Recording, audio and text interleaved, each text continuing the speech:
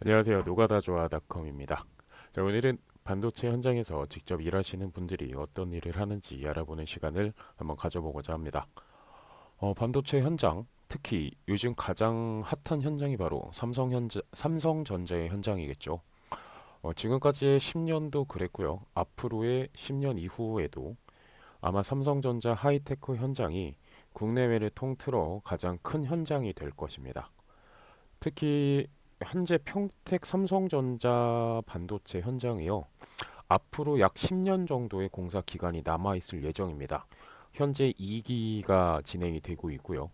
2기가 끝나게 되면 3기, 그리고 그 후에 4기, 그리고 그 동안 발생되는 개보수 현장까지 한 10년 정도 이상의 공사 기간이 남아 있을 겁니다. 자, 보통 구인 공고를 보면 여러 가지 작업이 있고요. 그 중에 하나를 선택을 하면 된다고들 합니다. 자, 오늘은 그 구인 공고들을 바탕으로 어떤 일을 하는지 실제 현장에서 근무하면서 본 것을 바탕으로 직접 본 걸 바탕으로 한번 이야기해 보고자 합니다. 덕트 혹은 닥트로 불리는 건물의 필수적인 요소를 시공하는 작업입니다. 보통 반도체 현장에서 덕트가 없는 경우가 없습니다. 각종 배기 시설부터 시작해서 여러 가지 덕트 시설들이 있습니다. 특히 반도체 현장에는 코팅 덕트라는 게 있는데요. 일반적인 외부 현장에서는 잘 사용하지 않는 덕트이면서 이 코팅 덕트를 다룰 줄 안다라고 하면 개인의 단가가 높아질 수가 있습니다. 공고에서 보시는 바와 같이 실내 작업이기 때문에 날씨와 상관없이 꾸준히 일을 할 수 있는 장점이 있습니다. 덕트는 게다가 외부에 벽이 쳐져 있는 경우에 그런 경우에 투입이 되기 때문에 날씨랑 전혀 상관없이 일할 수 있습니다. 덕트 공사의 경우엔 대부분 테이블 리프트 등을 이용을 해서 공사를 진행을 하면서 하고요. 삼성 현장에서는 반드시 20kg 이상은 2명 이상이 들게끔 하기 때문에 허리가 다친다거나 하는 일은 잘 없을 겁니다. 칸막이 작업, 쉽게 말해 벽체를 세운다고 생각하시면 됩니다. 보통은 건축 분야에 들어가기 때문에 이거 외부 작업 아니야? 라고 생각하실 수 있습니다만 칸막이는 보통 건축물이 세워진 이후에 그 안에 룸을 짜고 룸을 따로 형성할 때 주로 시공을 합니다. 그러니까 예를 들어서 FFU가 가동이 되고 있는 클린룸 안에 어떤 시공을 해야 됩니다. 근데 그 시공을 하면 FFU로 만들어진 기류가 변동이 생길 수가 있습니다. 자, 그렇다고 하면 그럴 때 칸막이를 쳐서 기류가 변하지 않도록 하는 역할을 한다고 보시면 돼요. 그리고 넓은 통짜 건물을 각각 목적별 룸으로 나누는 시공도 칸막이 작업에 포함이 됩니다. 어, 그 공고 안에는 고공 작업이 없다라고 쓰여 있지만요. 보통 이런 공사의 경우 천장 속에서 컨테이너를 시공을 해야 되는 경우도 있습니다. 그래서 고공 작업이 없다는 참이 아닐 수 있겠네요.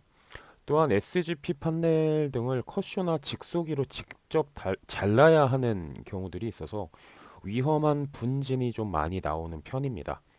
보통 급하게 일을 들어가는 경향이 있어서 잔업도 자주 나오는 편인데요. 문제는 요즘 52시간 이것 때문에 연장이 없어지는 추세라는 게 좀 문제가 되겠습니다. 노가다의 기본이 제가 봤을 때 전기가 아닐까 합니다. 제가 딱 20살 되자마자 시작을 했던 일도 전기였었죠. 물론 전기 공사가 있어야 타 공종들이 공사를 할 수 있는 부분도 분명히 있고요. 전기 케이블을 넣는 덕트를 시공하거나 케이블 트레이 등을 설치할 때는 테이블 리프트를 이용해서 고소 작업을 주로 하고요. 포설을 할 때도 당연히 고소 작업이 주가 될 것이고, 조명도 당연히 고소 작업이고, 주로 고소 작업이 될 것입니다. 5m 이상에서 테이블 리프트에 거의 매달리다시피 하고 포설을 해보셨나요? 굉장히 무섭습니다. 배관. 자, 용접과 샵에 조화로움을 누릴 수 있는 노가다의 꽃 같은 존재입니다. 상하수도 배관부터 시작해서 소방 배관까지 배관의 종류는 어마어마하게 많습니다. 그래서 할 수 있는 일도 많고요. 용접도 일반 전기 용접 이런 건 다 할 수 있다라는 전제 하에 아크 용접이나 기타 특수 용접이 자주 보이는 편입니다. 배관사라는 타이틀이 보통 기공에 붙는데요. 보통 기공 중에서는 배관이 단가가 가장 높은 편이기도 합니다.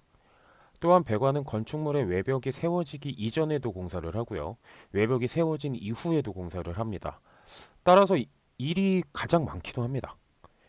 가장 많이 쫓겨다니는 편이기도 하지만요. 자, 어느 정도 깜냥이 되고 나면 도면대로 시공하기보다는 도면에서 어긋나거나 간섭이 생기는 부분에 대해서 본인의 판단으로 도면을 바꿔버리는 멋진 분들도 계시죠. 현장에서는 저랑 가장 많이 싸우는 분야이기도 합니다. 시스템 실링은 반도체 현장의 꽃입니다. 구인 공고 사진에는 전혀 관계없는 사진이 올라왔습니다. 시스템 실링은 클린룸의 천장을 시공하는 분야입니다. 천장을 시공하기 위해서 천장의 끝인 데크에서부터 내려와서 각 파이프를 시공을 하고요. 각 파이프에서 천장을 구성하는 몰드바를 내리고 몰드바에서 천장의 바닥을 구성하는 판넬을 올리고 그리고 몰드바에 클린룸의 필수품인 FFU를 시공하기까지 시스템 실링은 천장에서 이루어지는 A to Z라고 보시면 됩니다. 투입되면 가장 오랜 시간 한 곳에서 공사를 하게 됩니다. 개보수 공사도 많이 나오는 편이고요. 날씨랑 정말 전혀 관계없이 일할 수 있습니다. 특히 개보수 현장에서는 여름에는 시원하고요. 겨울에는 따뜻하게 일합니다.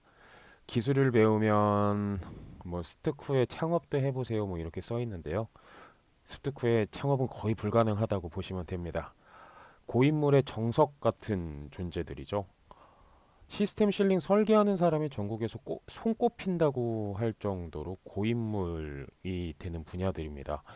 당장은 큰 돈이 안 되는 분야일 수도 있는데 현재 팀장급으로 활동하고 있는 실세들의 나이가 좀 되는 편이라 향후 10년 이내에 싹 물갈이 되고 나면 지금 시작하는 신입들의 시대가 금방 올 거라 생각합니다.